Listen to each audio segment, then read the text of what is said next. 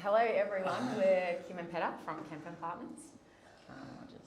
And we're going to tell you a bit about our last 18 months since sort of joining Slipstream. So bear with me, I'm not that great with technology. All right, so we're an accounting firm. We're based down in Frankston here in Melbourne. The firm was established by the Kemps in 1981. At one point was 8 partners, and then it went back down, or they separated, and then it's gone back down to 2, which now Peter and I have taken over. Peter and I took over the business in 2021. We're about 9 FTE. We have about 330 client groups with a large number of individuals on top of that as well. We focus mainly on small, medium family business with a large portion in the trade industry.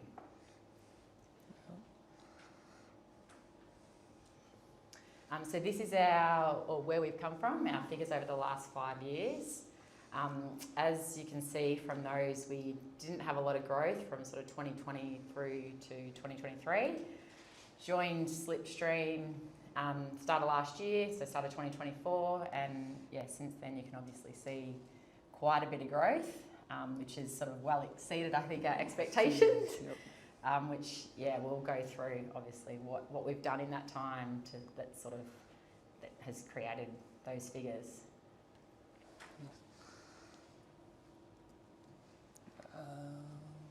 Yeah, so I'd done a little bit of coaching, like with the previous partners ages ago with Sharon at her old place and a few others. So I had a bit of a knowledge of like what was involved and stuff. But I always thought we had a good business. The way I sort of looked at it was we were just a bit unfit, and we knew that we could probably get more out of what we already had, and that sort of led us down the coaching path to sort of see like, okay, what can we do, and how we sort of could do it better.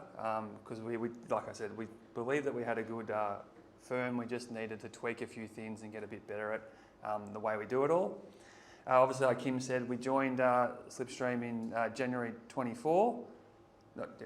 January 24. We did a session like this. I think it was actually at this venue, I'm pretty sure. Yeah.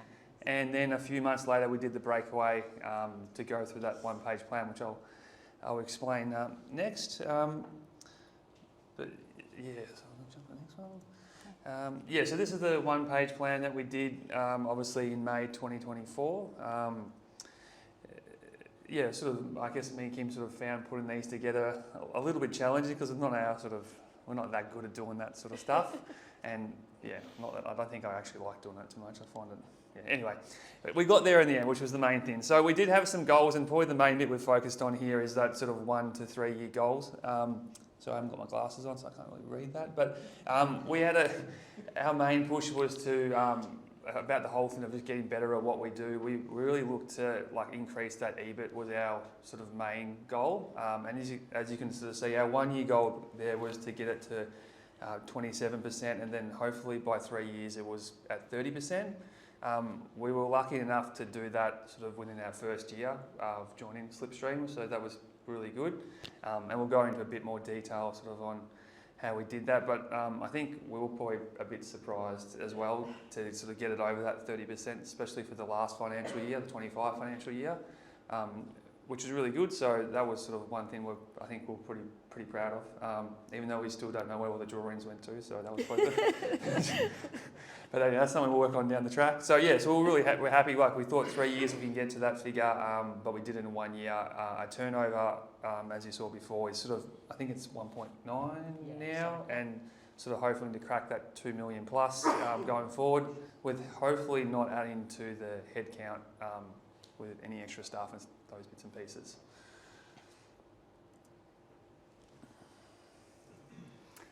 So how did we do it? So we went sort of through all the projects that we've done in the last 18 months. These 5 projects we think were the main ones that contributed to the increase and the improvement for the business. So those 5, which we will go into more detail again. So the first one was the project uplift and creating a pricing calculator that we now set across the firm.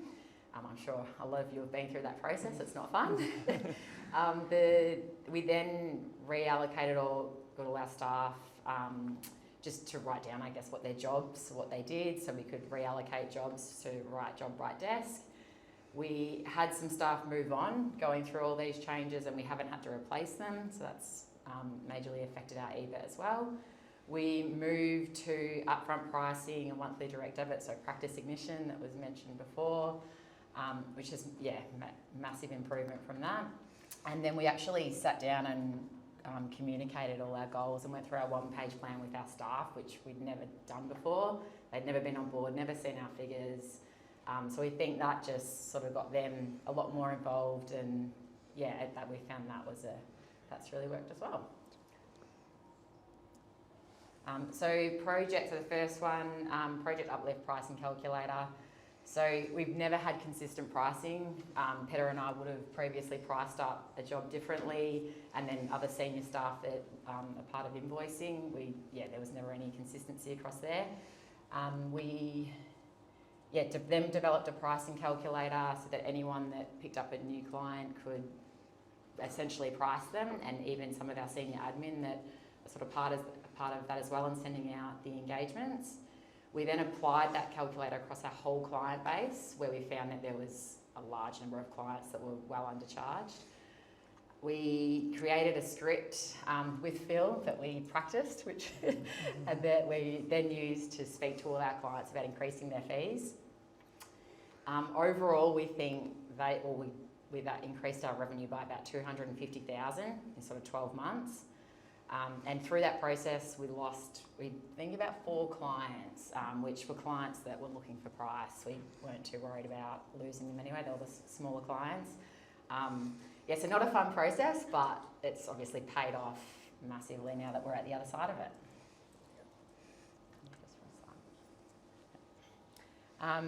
The next one that we went through was the job allocation. So we got all our staff to write down what they did on a daily, weekly, monthly basis. We then went back and redesigned new job descriptions for all our staff and all our team.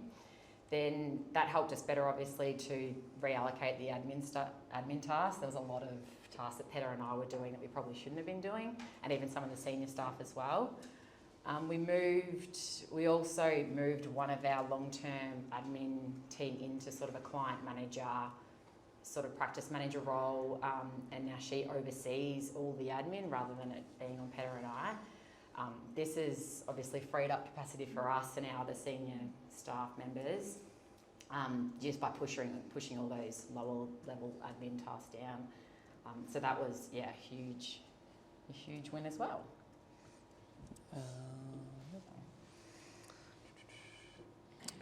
So the other sort of a flow-on effect from that pricing calculator was the upfront pricing.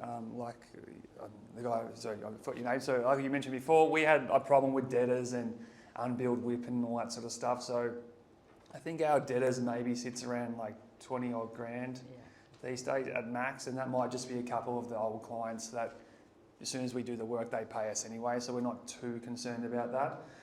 But definitely moving over to practice ignition and getting like a large percentage of our business clients on either a monthly direct debit, or we would price it up front, they'd sign off on the engagement via PI, and as soon as the work was done, we'd bill them straight away. So that was massive. We probably didn't think it was going to have that big an impact, but once we started rolling it out and sort of told clients this is how we're going to do it going forward, most of them were pretty happy with it, and especially sort of knowing what they were going to do or what we're going to charge them was probably a good thing. We didn't have too much pushback on it. A couple of clients, like I said, the older ones just wanted to pay us, but we were sort of happy with them. We never had to chase them for payment or anything like that. So that was really good, and also helped with sort of scope creep stuff that we probably didn't charge for previously, like trust distribution minutes, ASIC stuff that we used to do. We probably just forgot to bill them for that sort of stuff, but creating that sort of template through Practice Ignition really allowed us to sort of capture everything that we did for a client during that year and price them accordingly. So we sort of the little bits and pieces didn't sort of slip through the cracks like they had in the past, and it might have been only a couple $100 here and there or $500, whatever, but when we sort of rolled that across our whole business client base, it added up pretty quickly. So that was a good thing as well out of it all.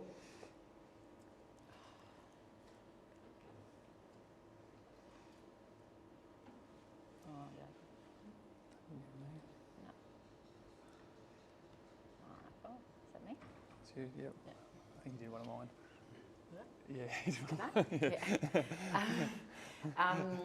So yeah, then as I said earlier, we sat down with all our team after we did a breakaway last May, and we went through that whole one-page plan, all the important parts, I suppose. We got their feedback on what our goals were, what we needed to improve on, what were our strengths, weaknesses. We found that really valuable. They enjoyed it. We found they were really keen and eager to have a buy-in with it all. We also then opened up about our figures as well, so we now track all of that with them monthly, and yeah, sort of they get little bonuses and bits and pieces from that, which they're really enjoying as well. We also set KPIs for our staff, which we've never had before, so which we're still working through. We've got some KPIs, but the qualitative KPIs we're finding a bit harder to track. So open for ideas around, which I know we did last summit around that. So yeah, building on that still, but that's been a big help. All the team that we've now got on board after losing a couple of are really keen, eager, excited to sort of grow with us, which is great.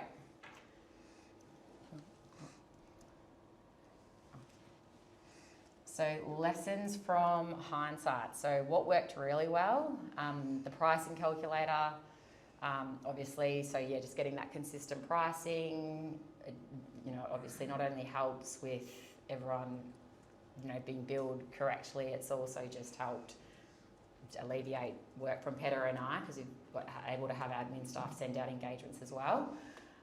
Find it easier to quote new business, of course. And then also get the staff reallocation of roles and jobs that they do. Biggest challenges and roadblocks. So yeah, initially was getting staff on board. I think they were all a bit, once after Petter and I took over, as you can imagine, staff are nervous of what the changes are going to be. So that was, the sort of hard at that point. But I think now we've got, everyone that we've now got in the team that we've got are all really good. The fear of increasing prices. So obviously Petter and I and one of our other senior staff were having those conversations with clients. So that was obviously an awful process to go through. So that was, a challenge there.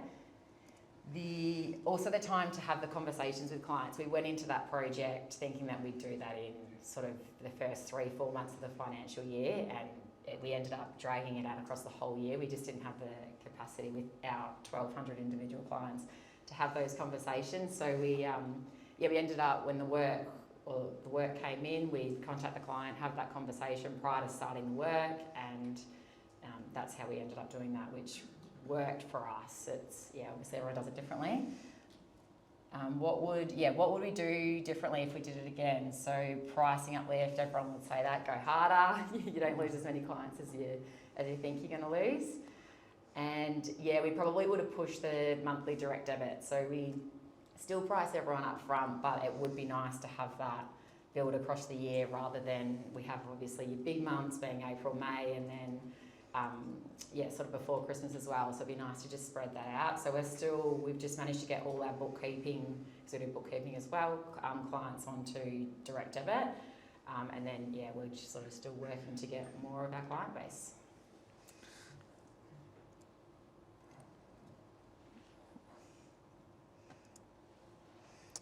So where to from here? Obviously, ticking off a couple of those items and stuff that we did earlier on, which has been really good. We are sort of working on, we do have going back one step, we do have a large amount of individual clients, individual tax returns and stuff like that. We actually thought by doing the price uplift and stuff like that, we would get rid of a few of them. But we increased the price by 20% and we lost not many. And so, which was good and bad. So we increased it again this year, and I think I think, or it feels like not many have left again. So I don't know, either they really like us or we do really good work. I'm not sure which one it is. So which was quite surprising because we thought by increasing it, I think it's gone up like $60 for a standard tax return over the last 2 years, we would lose a few, but it seems to be sort of the other way. We're sort of putting more no now to those little ones unless somebody else can take them on, but we're trying to sort of be a little bit more selective. Obviously a bit like what today is about, just working on our ideal client. We've never really done that before. We've always sort of just taken on whoever sort of shows up or refers or calls or emails us. So we've definitely been a bit more selective in that. Not that we've knocked back too many recently, but we are getting stricter. So that's the aim. So we're like, if you can't do this, this, and that, and then we're trying to say no, then yes, and which we think will, like we said, once we get our ideal client sort of nailed down and what that actually means in terms of services and all that sort of stuff, we hopefully will say no to a few more than yes. And we're trying to sort of get a bigger client. For us, that's probably between, I don't know, like $8,000 to $10,000 in sort of fees, roughly speaking, and probably more trade related is probably our sort of main area of clientele at the moment. Like I said, big focus on the trades, definitely plumbers, builders and stuff like that probably make up the most of our bigger clients. Yeah, so around the new clients and ideal clients, one of the goals we had for me, Kim, and our other senior accountant was to, once we get that ideal client, is actually put some numbers around that. So I think for the next 12 months we said, I think 30,000 in fees for our new ideal clients.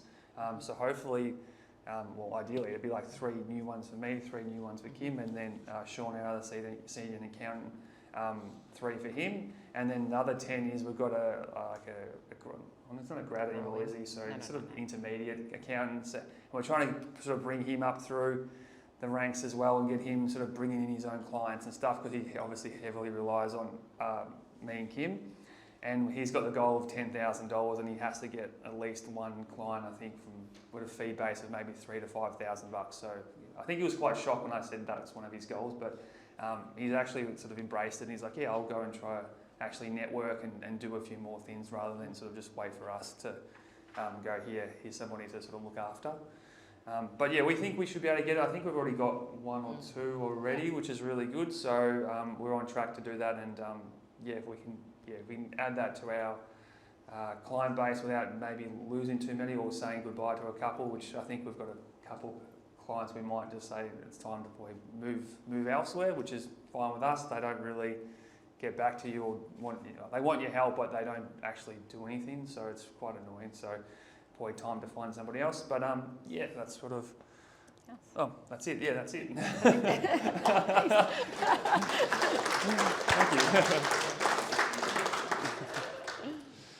Thank you. Questions. 3 up front. Mike's coming to you. Well done, guys. That's awesome. Thank you. I wanted to know, with your team members that left, were they accountants or admin? Like, how have you gone about not replacing them, or have you gone overseas, or what are you doing there? Yep. Good question. So. The staff member that left, I think she'd been with us for 15 years, since I've been working there. So she was admin. She sort of did like our ASIC stuff and all those bits and pieces, setups, all that sort of stuff. No, we didn't replace. We had overseas. Yeah, we've got 2 overseas ladies. We've got one lady who's been working for us for about 10 years now, and she's really good. And then we managed to, she had a friend who wanted to do it, who I think maybe had worked for TOA back in the day. And so she came on board and she was so good. When the other lady moved on, we just realised how much work she hadn't actually done. And we're still to this day, we're like, oh, where's that trustee? Didn't go find it. And we're like, where is it? It should be here. And just so that's taken a very long time to clean up, and it's been a blessing in disguise. Like, we just actually didn't realise how much stuff wasn't getting done. Well, it's getting done, but it was never in the right spot. You can never find it. It's like, what deeds do we have on hand? I don't know. And it's just like, well, hold on. Like, we had a register that was meant to be getting. So we've finally got through all that. So it's been good. A bookkeeper we lost as well. Oh, and we lost a bookkeeper too. Yeah, and then we absorbed. Yeah. And we absorbed that as well. So we just fixed a few procedures and stuff like that, and that's been a massive change. Other questions? So, Mary, can I just quickly, first of all, fantastic case study. Congratulations. It's really exciting. I'm thinking Ben and Bree, and I think the Suntax team would have been here in February last year when Kim and Peter first came to a slipstream meeting. Is that fair enough? And like big eyes, thinking, oh, what the bloody hell have we got ourselves into? And 80 months later, literally 80 months, to see a turnaround like that is just super fantastic. It's just really a great effort. The question I've got, which is sort of must have been confronting, when we first started talking, you had 9 FTEs, but you actually had 13 people. And for those people in the room, one of the things that was sort of flashing red in my mind, I might have even said it to the guys, was the average duration of the staff was 10 years plus. So I'm thinking, not much growth here, 13 people, average duration of the thing was 10 years plus. I think I actually said to you both that we could lose some soldiers here. Like if you try and change this, you could have half a dozen people just say, I don't want to do that. So this thing of cultural change, and it's been a big cultural change, can you talk to us about how your staff reacted to that? Who came along for the ride and who didn't, and why do you think they came along for the ride? Good question. So with our old partners, definitely Ian and Karen, and I love Ian. He was definitely like your real old school sort of accountant. It's just like scribble down on a pad. It's like, can you open up a tax return? I don't know how to access the practice management software. The only thing he knew how to do was whip people, put this whip in time. Didn't know how to do invoice or anything like that, but was very, very good at speaking to clients and stuff like that. So that was his thing, whereas probably me and Kim had a bit more idea what was going on. We could sort of do a bit of everything. So I think that old school sort of method, because sometimes I think with the staff that are there, and including me, did get a bit frustrated in time because you're like, no, I'm not coming in there to show you how to fix your email or how to whip this person or how to do that. So I think by bringing a sort of a fresh and I would say maybe just a different take on it all, I think that was refreshing for some of the staff that have been there for a very long time, because they were always just, it was done just one way, and there was never really any push to change it or make it more efficient. It was just like, that's the way we do it, whatever sort of thing, and we just kept ticking along like that. So when, especially when me and Kim took over, it was sort of like, okay, well, we're not going to do it the way we've done it for the last, 25 odd years. We're going to change it all around. Not that it was a massive change, it was probably just a bit more systematised. If I picked it up, it was the same, hopefully, as the way Kim would do it and stuff like that.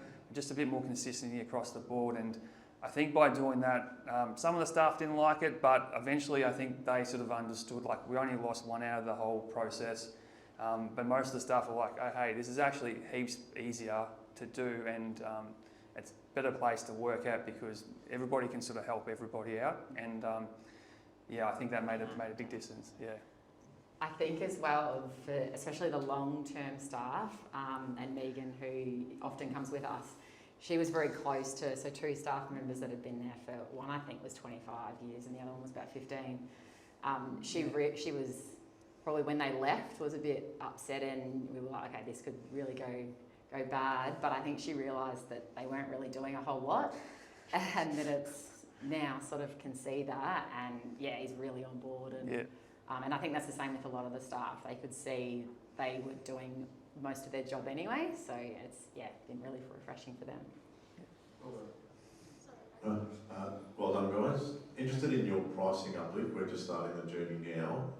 So, more the view from the clients, like, did they ask you what's going to happen year 2 and what's happened year 2 in terms of how far have you moved the needle again? And sort of saying, is this going to keep going? Like, if you move me 5, another 5, is this going to keep going? So, just interested in your thoughts around what the client experience has been. They did, definitely. They said, okay, so you're increasing it, are you going to do it again next year? Most of them, we only really had a few that we sort of went part way, didn't we? And so most of them know we could say it will be CPI'd after that. So we didn't have a lot of, too many problems, did we? If there, I think a couple that probably have been increased again this year, it was just another conversation of, we've increased it, but we found that it's taking a lot longer, or there's a reason for it. But no, we found that it was, they understood it. So yeah, it was somewhat easier than we thought. Okay, well, Craig, wait for a mic coming your way. So you were doing the same thing as well, and your comment there just about you went some of the way. So the calculator, your fee calculator suggested that some fees obviously were underpriced, and some of them you didn't lift to the full maximum. Is that what you were saying? Yeah, I think there was Only a couple. Yeah, only a couple that probably pushed back a little bit, and we said, all right, well, on top of that as well, we said, okay, we'll move it to this year, but yes, it will go up again next year. But there wasn't many. Most of them we were able just to increase the full way, whether we were like they might leave or so it wasn't too bad. And I guess the other thing we've struggled with in the office, and a few staff members have different opinions, is like the cross check that your calculator is right, i.e. that service is worth that, and then times it out, then think about how much time. So you're doing a cross check of time v what the calculator said as a cross check before you went with that fee. Yeah, we probably didn't too much, did we? We knew, we did a look into what other firms were charging, I suppose, and I guess that's what we looked at on an individual client base. The hardest was bookkeeping. We have a lot of bookkeeping clients that we do as well, and trying to work out the hours that we spend on bookkeeping. And so yes, there were most of them I think we've nailed, but yeah, there's still some that we've gone, we probably should have gone a bit harder. But mostly, I have to say that calculator, worked across the client base. We have a question down here. Yeah, congratulations, wonderful presentation. I love the simplicity in regards to your one page, so that was really good, so thanks. Just a quick question, your senior manager, you talked about the lifting of 30,000, I think it was, per individual. Yep. Can you talk us through, when you're the senior manager, my experience has been they sit back and they wait to be fed, they're not hungry, they're not wanting to be, whereas I'm probably a little bit on the two, I want more fees, that's my obsession. I find culturally, typically it's a stereotype of multiple practices, just not ourselves, but they sit back and they sort of sit on and they wait to be fed. How do you change that culture with that staff member? So we do reckon that is going to be a bit of a challenge. One of the things we are hoping is that by freeing up a bit more of his time in terms of taking some super fun, just giving him more capacity pretty much, we've sort of actively told him to go out. If you've got that golf day you've been and ahhing, but go there. If you've got a business lunch you can go to. So we're definitely pushing that towards him because he did, in the senior accountant in our firm, he did inherit most of the old partners' clients as well. So we have a bit to do him, but he does look after a large bunch of them. So you're right, he has sort of sat back and it's just been there for him. But we have sort of said, if you can get these new clients in, there is some sort of bonus or remuneration sort of at the end of it all if you can hit those targets. And I think, and also if we do get sort of that general inquiry or something from a lead from anywhere, we are trying to make sure that goes to him first. Or if it's a referral that I can handball off to him or something like that. So we are trying to do that, but we think it's going to be a challenge. I'd probably be surprised if he gets to it. Yeah, I reckon he'll get halfway, but I'd be surprised if he gets the full 30,000, which we're trying to aim for. So yeah, but we definitely freed up some capacity for him to go out and do that sort of client contact and all that sort of stuff. So we're hoping that by giving him a bit extra time, we can see that result over the next 12 months. Question over here. Just on the WIP and where it's at, so you're saying it's about $20,000 as you're rolling outstanding debtors. Yep. How are you tracking your WIP and what you write off, and what's your plan, what's your strategy around that to make sure that you are getting full utilisation? So we do, when we did the pricing uplift and stuff, we did have a look, obviously, what we invoiced the client last time, had a look how much time was against that job, and if the job was going to be similar sort of thing, like similar sort of time, we'd go, okay, that's fine. We think it's going to take that much going forward. So especially with the monthly direct debits and stuff like that, we sort of, by increasing that price, we thought that gives us a little bit extra time on the job. So we haven't found that there's been too many jobs that we've written off. We've been pretty good like that. But also I'd probably say that we haven't had too many jobs that have, like, once you get into it, you're like, oh, this is like a can of worms sort of thing. We've been able to sort of price it up pretty accurate. So I reckon the plus or minus is very, very light. The figure I'd have to double check, but it's not like $60,000, $100,000 a write. It's probably more the other way. It's probably more of a write up than a write off. Another question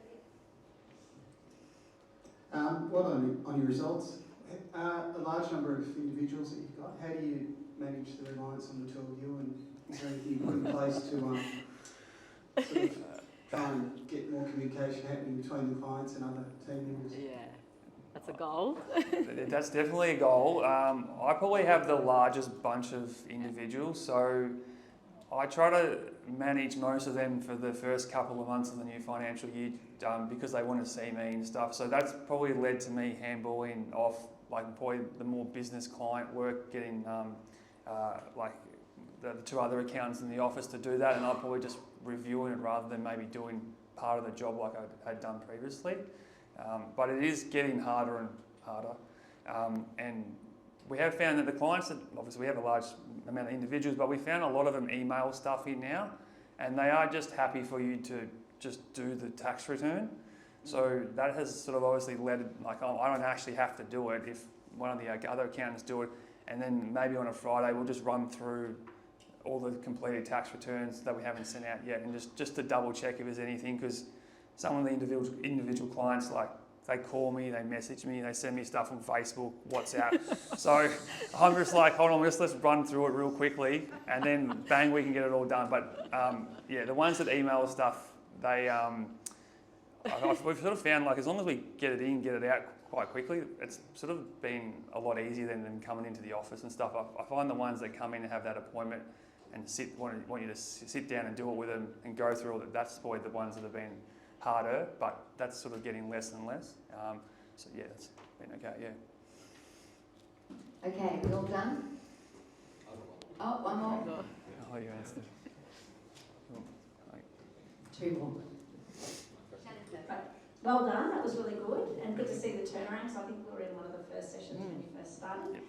Just with you invoicing on a monthly basis, like aside from the bookkeeping that you're doing during the year, is that incoming in advance, like are you invoicing in advance for say 30th of June 25 during the 30th of June, during that financial year, and then are you accounting for that differently at year end, or is it after the fact?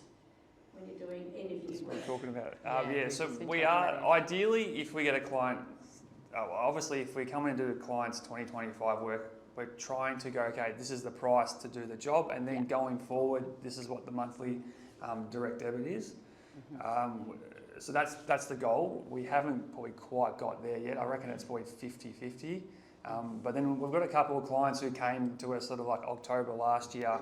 They'd already done their 24 stuff, and then they signed up. So they essentially prepaying that year as well. So there's a bit of a mix in there. And so at end of year, do you then adjust for that, or is that in the numbers then that you've got now, where it's got kind of in the work that you haven't yet done yet? Yeah, that would be the number. We don't adjust anything though. We would just yeah. So ideally, yes, we would. If they come in, we want to get that year essentially paid for. Then going forward, it's a monthly. But we are trying to easier said than done sometimes. Hi, great job, guys. So my question was about the right job, right desks. Yep. Just can you give me some key examples of some really like clear things where probably I'm interested in what you got rid of more so than chasing work or chasing. Definitely chasing work, like bank statements, all that sort of stuff was definitely, because I'm like, oh, I'll just pick up the phone and call them. Like, no, stop, not allowed to do that anymore. Handball that off to somebody else, because a lot of the clients I actually know in a roundabout way as well. So sometimes it's just been easier, or in the past, for me to just call them and get the information. But I have try to like consciously sort of go, no, if you don't send it all through, Megan from our office will call you, and just making them aware that there might be another person contacting you to get information has stopped me from chasing it, which has been good, and especially things with the super funds and stuff like that. The client thinks they send you everything, by the time you go through the check, even though you give them the checklist, they still don't check the checklist. So just stuff like that, and then probably another one for myself is try not to do any bad statements, because I will just get it and just like bang, just punch it all through. It's like, no, stop. Bookkeeper has to do that now. Even to the point where I'd go and like, if it's one of those funny clients who maybe sends it in on a piece of paper or whatever, just explaining to them, okay, this is how we do it. Now they need to send you this stuff. I'll let them know that you'll contact them. So yeah, I used to probably do 20 or 30 a quarter. Now I probably do 2 or 3. Because they're just too much hard work for anybody else, and they're probably my family members, so I just sort them out myself. Okay,